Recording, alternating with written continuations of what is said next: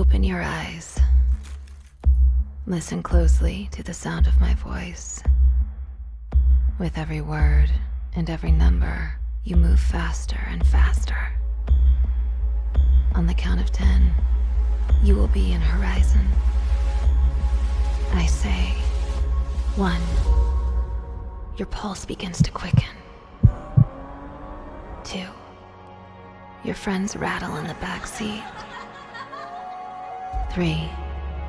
You're moving faster and faster, the ocean roaring beside you. 4.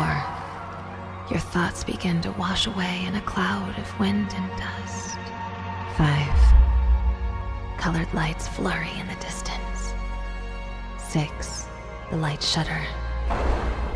Everything lost in a thin blue haze. 7. You hurtle faster and faster into infinity. 8. The crowd thunders. 9. You cross into a larger, more colorful world. On the count of 10, everything you've ever known fades away. You will be in Horizon. I say, 10. So, what is car culture? Now, a lot of you probably think what car culture is actually having a really cool car. Now, yeah, half the battle is having a pretty cool car, but that's not what car culture is. Not at all. So if you think that's what car culture is, I want you to erase that moment. So I take like a marker and put like a giant red X, because that's not what car culture is anymore. See, what car culture is? Car culture, what it is. So let's talk about car culture, okay? There's a lot more to car culture than what you probably think. When you think of car culture, what comes to mind? A, having a pretty damn cool car. B, having a pretty damn fast car. Or C, I'm gonna get myself arrested because I like the street race. You probably thought of C.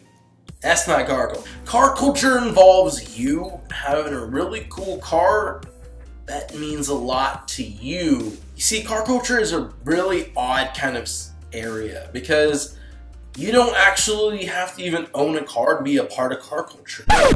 You just have to have a love for really cool cars, which is kind of what I do. Because I have a truck. Yeah, I have the truck. But I love cars. I film cars whenever I have a chance because that's kind of like what I enjoy doing. That's being a part of car culture. And there's other ways to be part of car culture now too. There's movies out there. So if you like movies, I also like movies, you can just watch movies and be like, hey, I like movies that are about cars. Like awesome car movies. Yeah. Or you can also be like me and you can totally enjoy games about cars because that's also really cool. Like Need for Speed, which is a pretty cool arcade kind of game.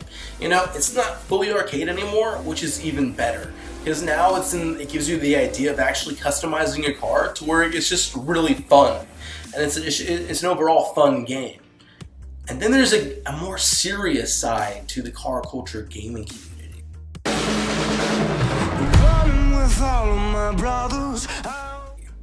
And when I say community, there are 100 million people who probably play this. But no, there's 100 million, I'm talking around the world, around the world, okay? Like China, Japan, Europe, Africa, United States. No, North America, South America, Antarctica. But what I'm saying though, everyone around the world plays this game, but why? Because it goes into detail about what having a car is. Letting you tune, which means letting you mess with the gears, the exhaust, the ignition. You can mess with pretty much anything in that game. It's a full-on simulation that lets you take control of what a car actually can do. And that's pretty awesome if you ask me. It's a community of people. So if you don't know what you're doing, be like, go on the forums. Because there's a thing called internet. People go on there and post how do I make my car go fast? And they're like, doo-doo-doo-doo. Here you go, dude.